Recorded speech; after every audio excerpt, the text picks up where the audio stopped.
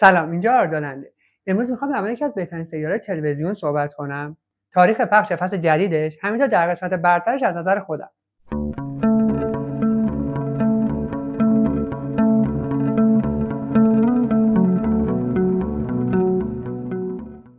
سریال بلک میرر یکی از پدیده‌های تلویزیون بود که البته خیلی بعد از پخش از نتفلیکس شناختنش. من خودم زمانی که نگاش میکردم از چنل 4 انگلیس پخش می‌شد و فقط 2 فصل داشت که بعد از اون بود که به خاطر بودجه بالا موقتا کنسل شد و نتفلیکس اون رو خرید که قرار بود همون اول هر 12 قسمت فصل 3 و 4 با هم پخش بشن، ولی بعدش چارلی بروکر خالق سریال همینطور نتفلیکس تصمیم گرفت 2 فصل 6 قسمته بشه.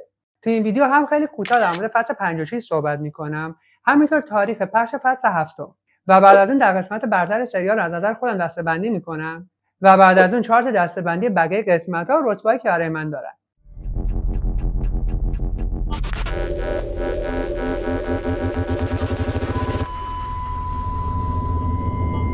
سریال به صورت آنتولوژی یا محصول بریتانیاست و آنتولوژی به سریالایی میگن که هر فصل یا هر قسمتش داستان و بازیگر مستقل داشته باشه و این سریال توی دسته‌بندی دوم قرار میگیره، یعنی هر قسمت هم داستان عوض میشه هم بازیگرا، ولی موضوع تمام قسمت‌ها یکی هست: نقد استفاده بد از تکنولوژی. این سریال نمیخواد بگه که تکنولوژی بده، میخواد بگه که چطور انسان‌ها از یه تکنولوژی خوب استفاده‌های بد میکنن.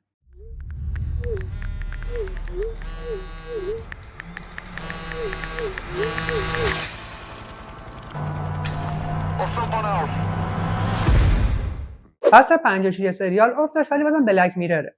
من همیشه خوشحال میشم خبر از ساخت فصل جدیدش میشنوم و مخصوصا اینکه من ترجیح میدم سریال با یه فصل عالی تموم بشه مثل فصل‌های اولیه سریال، تا اینکه سریال توی اوج خداحافظی کرده باشه، ولی چه بهتر که سریال ادامه پیدا کنه. فصل 7 هم داره ساخته میشه، البته هنوز تاریخ دقیقی ازش بیرون نیومده، ولی اگه اعتصابا روی پخش تأثیری نداشته باشه ما نیمه اول سال 2025 باید شاهد پخش سریال باشیم.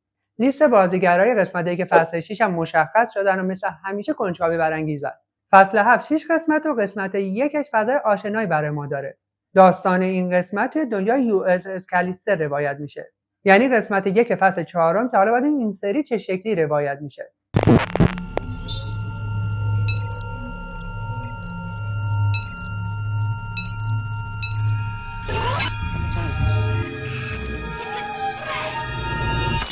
و به نظرم ضعیف‌ترین قسمت سریال که حتی اگه نبینینش هم چیزی رو از دست نمیدین، قسمت 4 فصل 6 انگار داری یه سریال دیگه نگاه میکنی، انگار که بلک میرره. حالا بریم سراغ در قسمت برتر سریال از نظر خودم، ولی قبلش دوست داشتم از فیلم سینماییش هم صحبت کنم. فیلم سینماییش به صورت تعاملی ساخته شده و میشه به 2 شیوه دیدش. یکی به صورت عادی که از سایت‌های مختلف میتونید دانلود کنید و نگاش کنید، یا اینکه از نتفلیکس به شیوه اصلی ببینیدش. یعنی شما بر اساس جوابایی که میدین تعیین میکنید که داستان به چه شکلی پیش بره و معمولا هم هر سری به یه پایان متفاوت برمیخورید. یعنی ما بیننده بر اساس سناریوهایی که از قبل چیده شده به صورت محدود دستمون بازه که داستان رو به اون شکلی که میخوایم پیش ببریم، که فقط هم از نتفلیکس میتونید این شکلی نگاش کنید. البته من از یه سایت دیگه هم به صورت آنلاین این شکلی نگاش کردم که البته زیرنویس فارسی هم داشت و باز چک می‌کردم که هنوز فعال بود، توی دیسکریپشن بهتون معرفیش میکنم. حالا بریم سراغ بهترین قسمت‌های سریال که از شماره 10 شروع میکنم. شماره 10 شات آپ اند دنس، قسمت سوم از فصل 3. این قسمت به همراه 2 قسمت دیگه از معدود قسمتایی که توی زمان حال اتفاق میفته. زیاد از داستان قسمت‌ها براتون توضیح نمیدم چون هم لذتش از بین میره هم ویدیو طولانی میشه.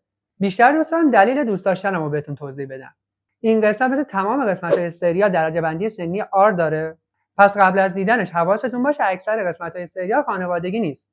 البته دلیل دیگه که سریال درجه سنی بزرگسال داره خشونت و تاریک بودن بیش از حد بعضی از قسمت‌های سریاله. سریال در مورد وبکم و اینترنت و خیلی تاریک هم تموم میشه. خودتون رو برای قسمت نفسگیر و واقعی و تاریک آماده کنید. شماره 9 یو اس اس کالیستر، قسمت 1 فصل 4، یعنی همون قسمتی که ما دوباره توی این فصل جدید قراره بهش برگردیم. داستان در 2 نقطه روایت میشه، یکی زمین و انسان‌ها و یکی هم سفینه فضایی که مثل سریال استار ترک طراحی شده. Crew, we have a new member of the team.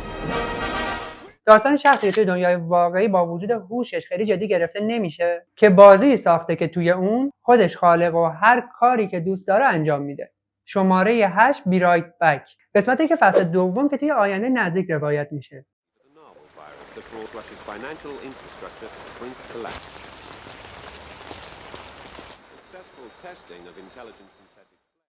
بهتر از داستان سریال زیاد براتون صحبت نکنم چون به نظرم خراب میشه.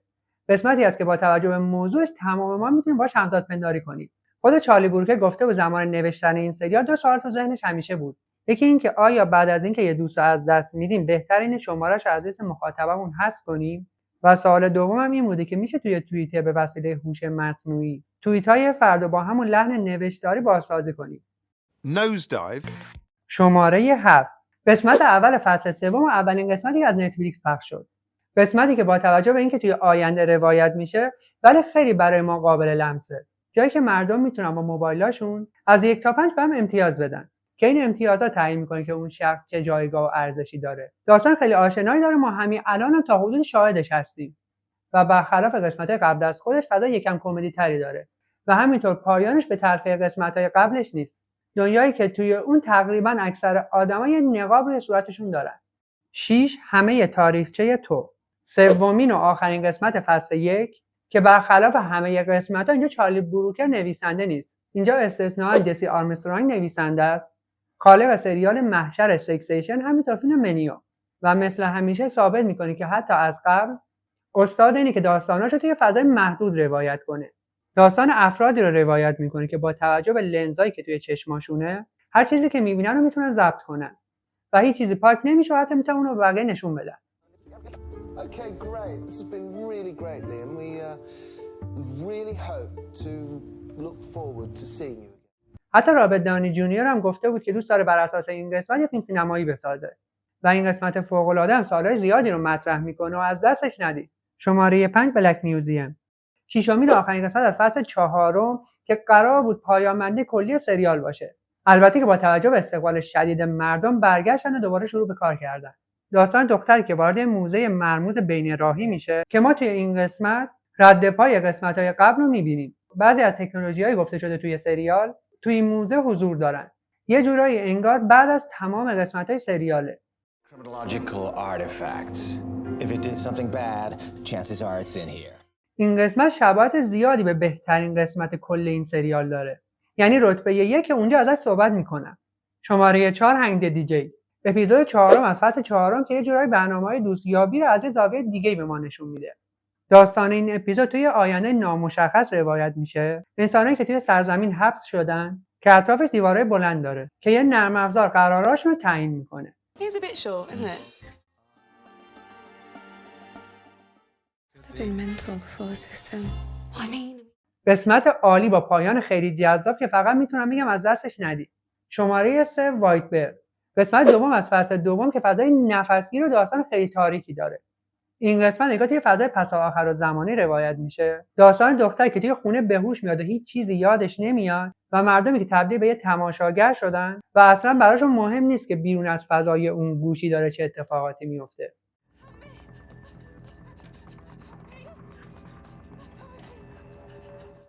این قسمت نفسگیر فضاسازی فوق‌العاده‌ای داره که حتی با توجه به زمان کمش حرفای خیلی مهم و زیادی هم میزنه. چیزی که توی این قسمت من خیلی زیاد دوست داشتم که یه اتفاق ما از 2 زاویه دید نگاه میکنیم و اینکه چارلی بروکر قضاوت کلی رو گذاشته به عهده بیننده. بخشای کوتاهی که توی تیتراژ پایانی پخش میشن کاری میکنن که به این راحتی این قسمت از ذهنتون پاک نشه. 2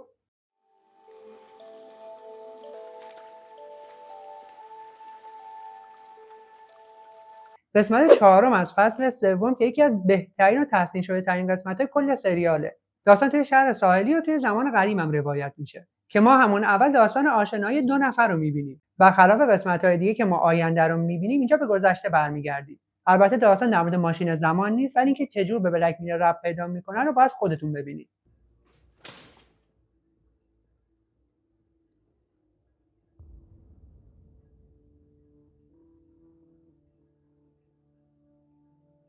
و تنها قسمت بلک میرره که فکر کنم اکثر آدما تکنولوژی توی قسمت دوست داشته باشن. این قسمت هم منتقدین خیلی دوست داشتن، هم مردم هم جوایز خیلی زیادی گرفته. شماره 1 وایت کریسمس. قسمت 2 فصل 2.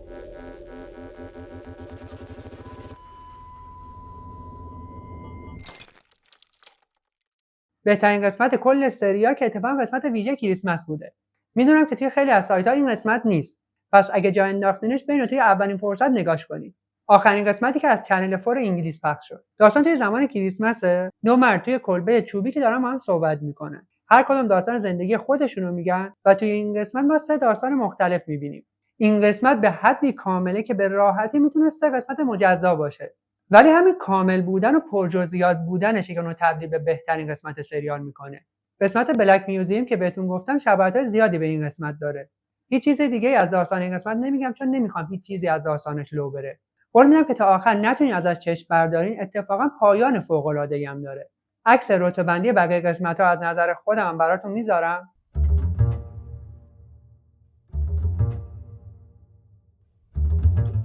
ولی اگه سریال رو تا الان نگاه نکردین به نظرم به ترتیب پخش از قسمت 1 نگاش کنید. و اگرم قبلا نگاش کردین که باز برین سراغش، قول میدم از دیدن دوباره‌اش هم لذت میبرید. چون بعضی از قسمتاش اینقدر جزئیات داره که به راحتی میتونید چندین مرتبه نگاش کنید. و این رتبه‌بندی رو من واسه سری 5 که دیدم انتخاب کردم و واقعا رتبه دادن برام خیلی سخت بود چون من واقعا بعضیاشو به یک اندازه دوست دارم. اگه سریالو دیدین که برام حتما از قسمت‌های مورد علاقتون بنویسید. ممنون میشم سابسکرایب کنید، زنگوله رو بزنید، به دوستاتون معرفی کنید و اگه براتون مطلوب لایک کنید و کامنت بذارید که از خوندنشون خیلی خوشحال میشم. تا ویدیوهای آینده به امید دیدار.